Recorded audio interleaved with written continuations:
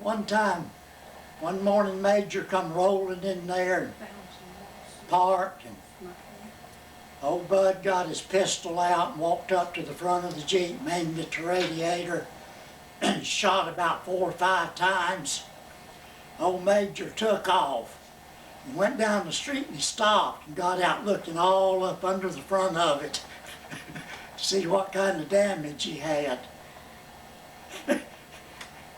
From then on, Major didn't park there.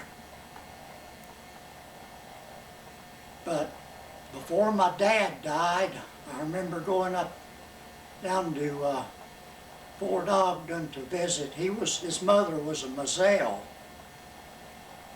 and she was a first cousin to old Bone Moselle. Been a lot of books wrote about him and all. He was a cowboy, cattle rustler, and what have you. And one time, he was working for King Ranch. And soon after that, or maybe at the same time, they arrested him for rustling cattle. He got up before the judge and he said, "Judge, I don't understand it." He said, "As long as I was rustling cattle for the King Ranch, it was okay. When I rustle a few of my own, I go to jail." And I don't know whether Ziba King, he was a judge back then too. So anyhow, the main thing is the judge told Bone, he said, "Well, you've got to go to prison." So he said, "Well, okay." So they took him up to, I guess it was Rayford. Took him into prison, served him lunch, put him back on the train, sent him back to Arcadia. Said, "Well, you went to prison." But old Bone, he was quite a character. He had this old boy working for him. His name was Bill Reed. And he was from up north somewhere, and he died while he was working for Bone there at his ranch. And his kinfolks up north sent money down and to get his body sent it back up north so they could bury him. And old Bone said, "Well, that's okay." So he went out in the yard and dug up old Bill Reed, the old cracker cowboy, and put him in the box and sent him north. He said, "Old Bill always wanted to make a trip. Now's his chance." That was a true story. But anyhow, I can remember going up to Arcadia. My dad, before he died, he done some cowboying too. We used to go out on the old Hudson Ranch, camp outside, eat rice and tomato gravy. That was where the first time I ate rice and tomato gravy. They built it in a big old iron kettle with a woods fire. Were y'all catching cows? Was you out there catching cows? Yeah. Back then, they didn't rope cows up there like they do in these Wild West movies. They had one man that went in and caught him by the back leg, hold his back leg up, and another man would grab his front leg and throw him down and brand him. And I remember my dad, he was always catch man. He had to catch him by the back leg. He'd come in with bloody noses and black eyes. Every year they had the roundup up at the Moselle Ranch. I think they had about 350 or 400 head of cattle. They weren't real big. And we'd go up there every summer and help them round up. This one cousin of mine, he was about my age, big old tall, lanky boy. He'd go out in them old cow ponies that stay about half wild. He'd go out there to catch one or two of them for me and him to ride. He wore these cowboy boots. He'd run out there and grab one of those old horses and put his hand over the nose where he couldn't breathe, and put his arm around the neck. He'd just hang on to them till they quit running, and he'd bring them in, saddle them up. Man, them horses didn't like me very well. They'd try to rub me off on fences or run under a limb or something. That was the real old cowboy days back then. That's in the 1940s.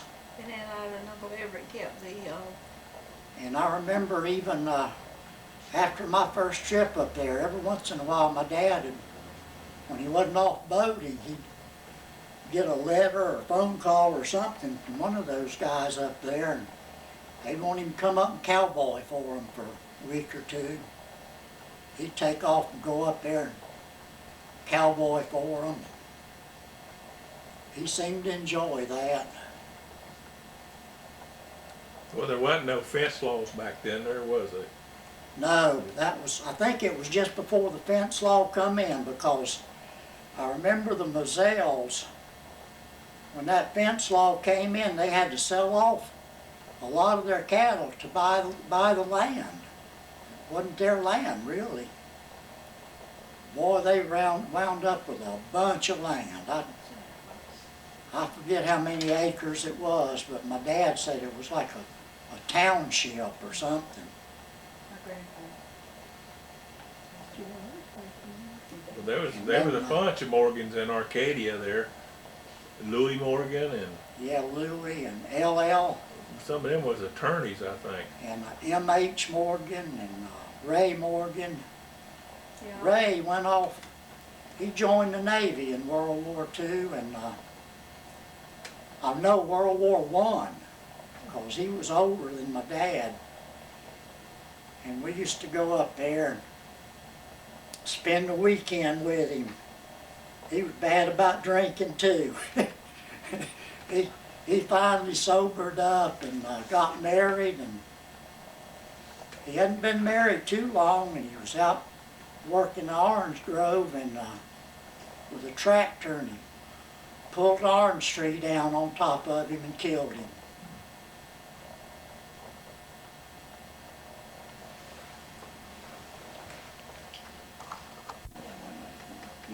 Okay. Yeah, after my dad died, my Moselle kinfolks up in Fort Ogden, they owned a lot of land and orange groves and all kinds of stuff up there, and it was two uncles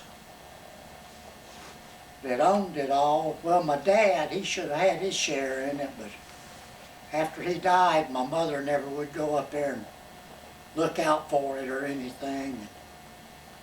One day we were up there visiting, and my Uncle Everett went back in the bedroom and bought out a shoebox. He got $1,000 out of it. Brought it in there and handed it to me. I said, "What's that for?" He said, "Well, it's probably all you'll ever get out of this place. You better take it." So I said, "Well, you don't owe me anything." I said, "Those other boys, those cousins of mine, they've stayed here and took care of y'all." He said, "Well, they'll get their share too." So when I had two cousins, Kenneth and David.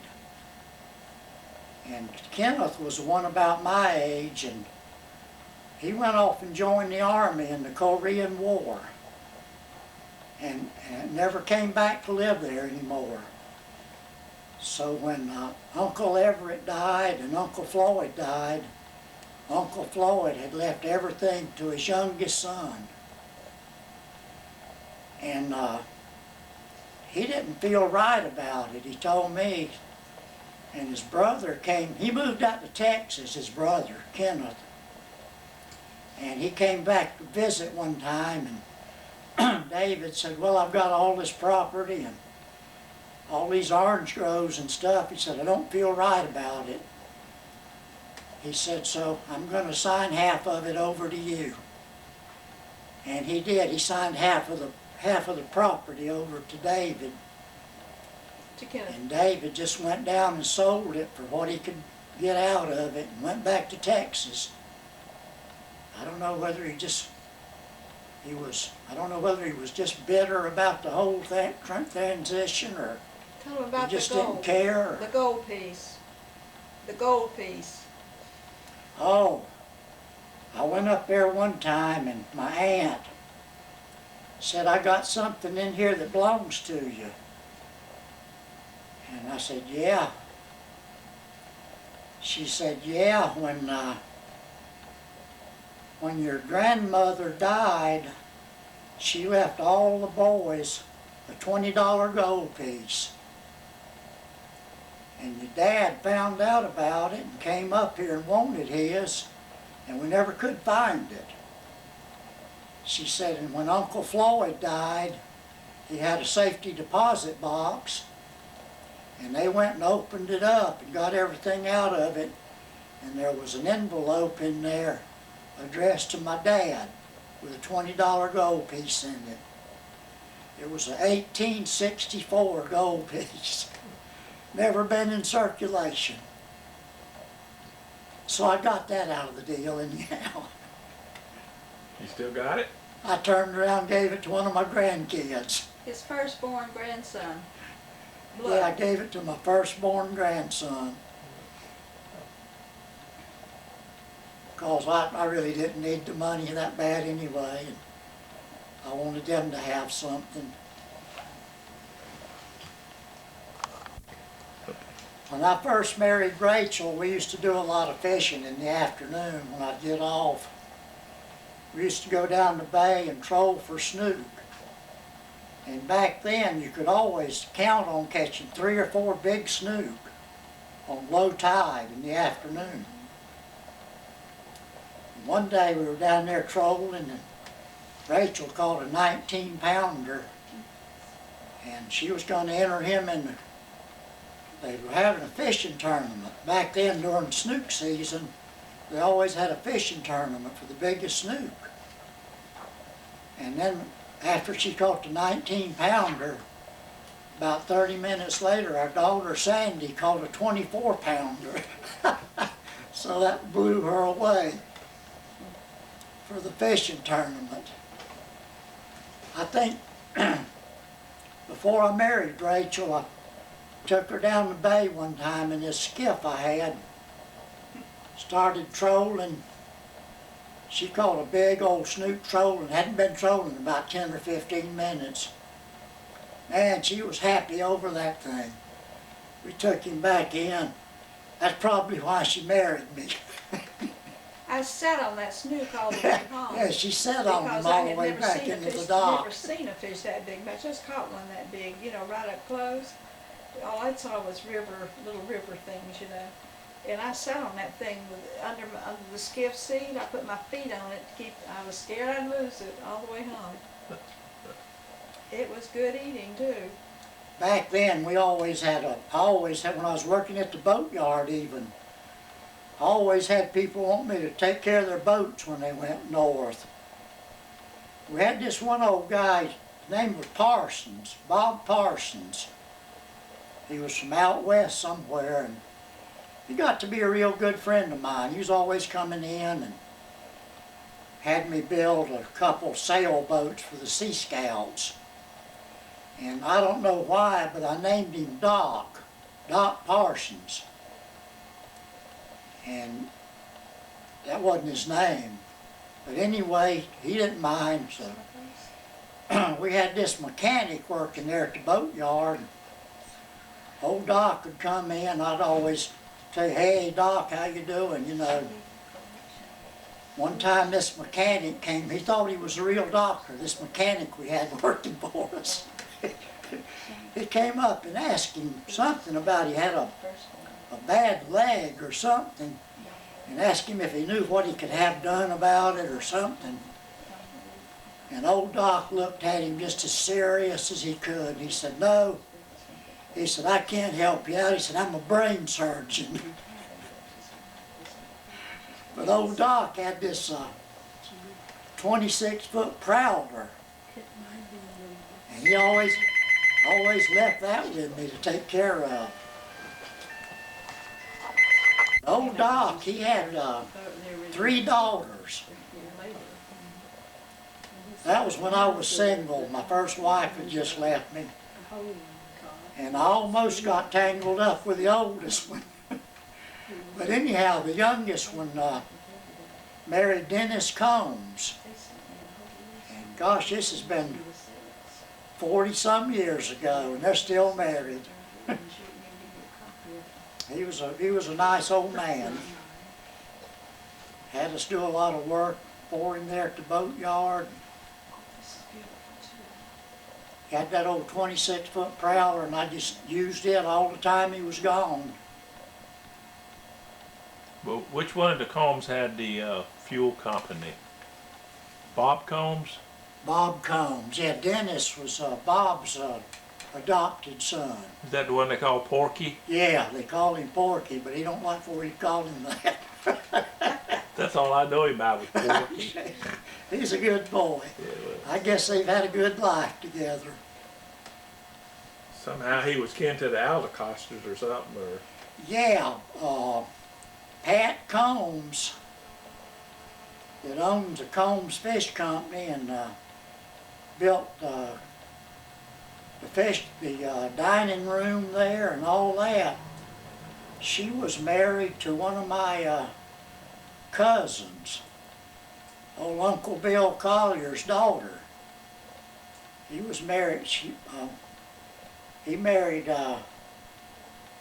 Perk Aldecosta.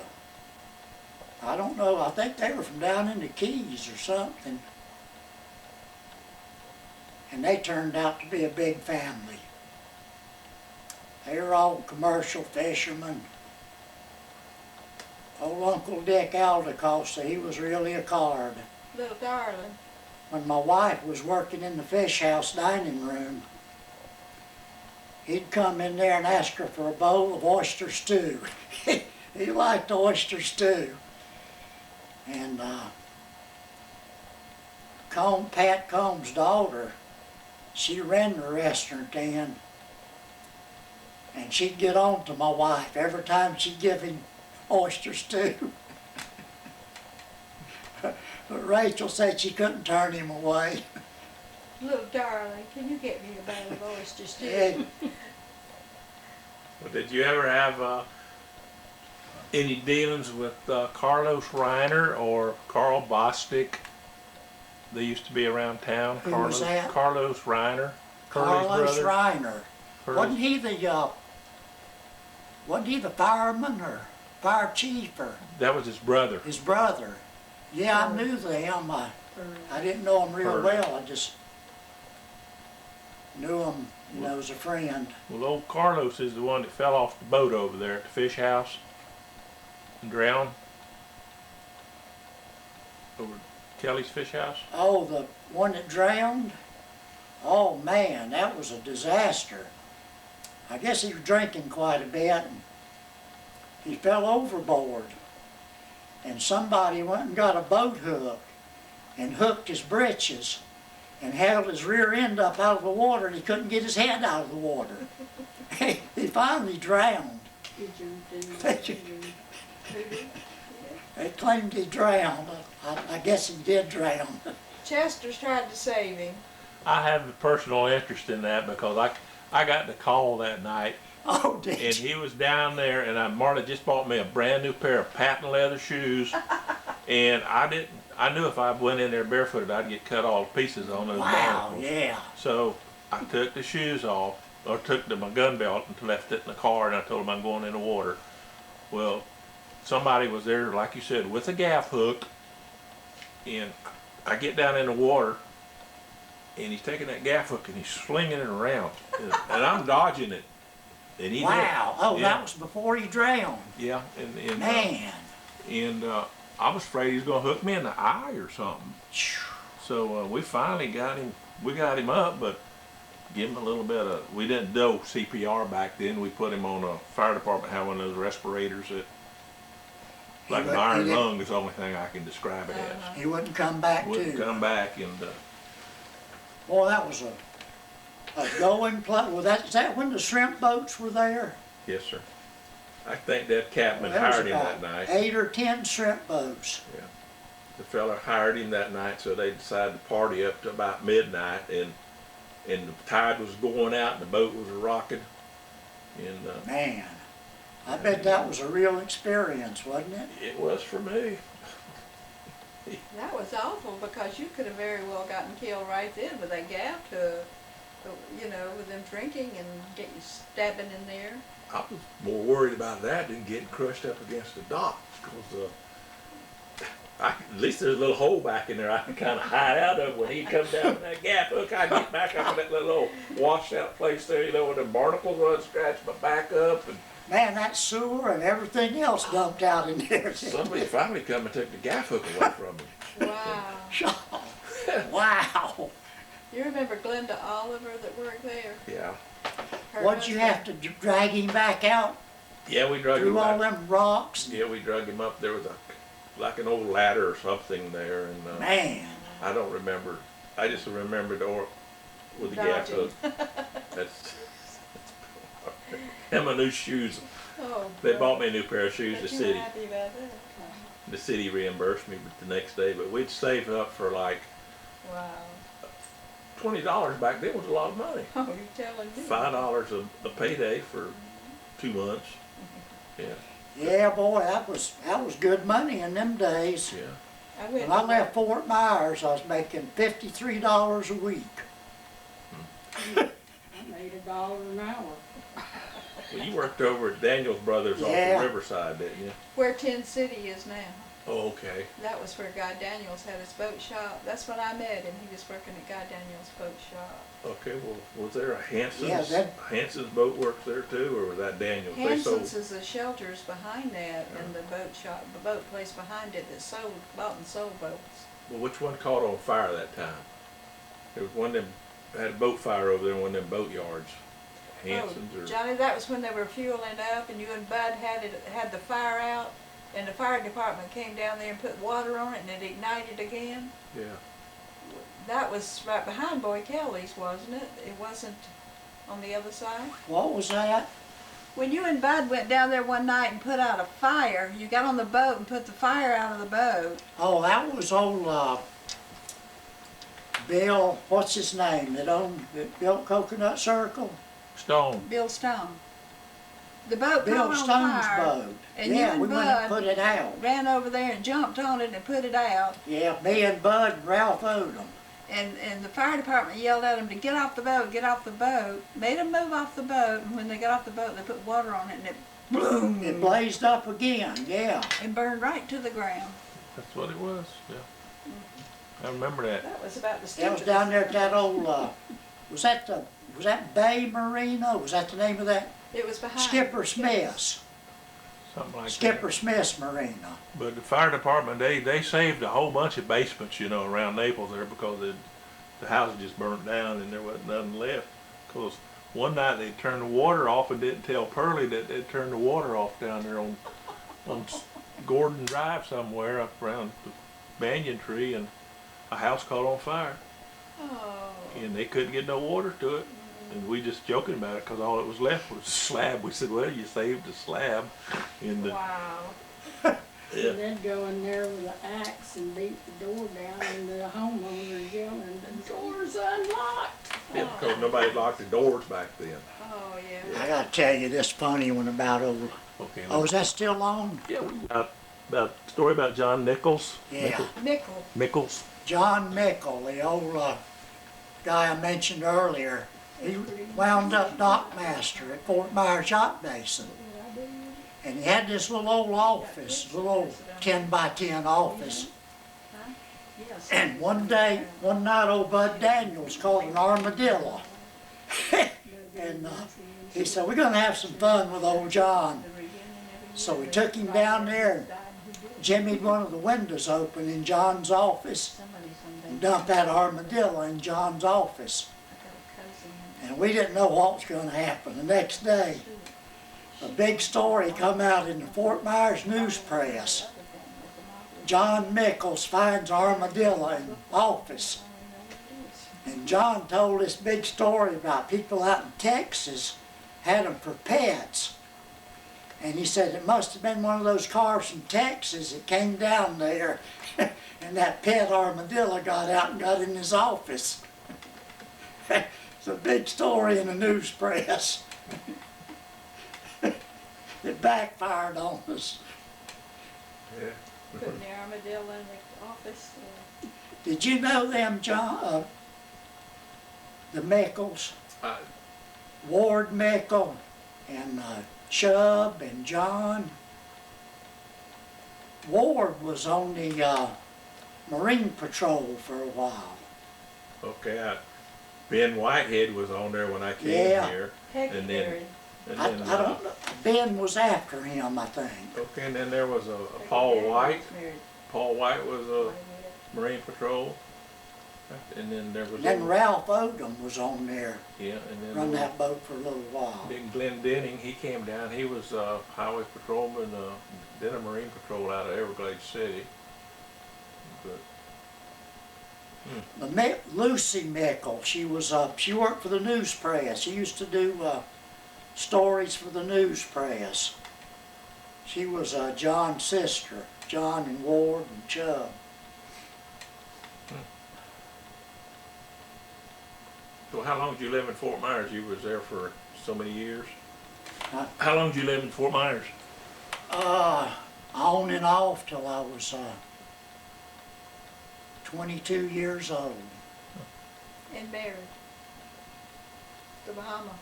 I went out to Louisiana on a boat for a while.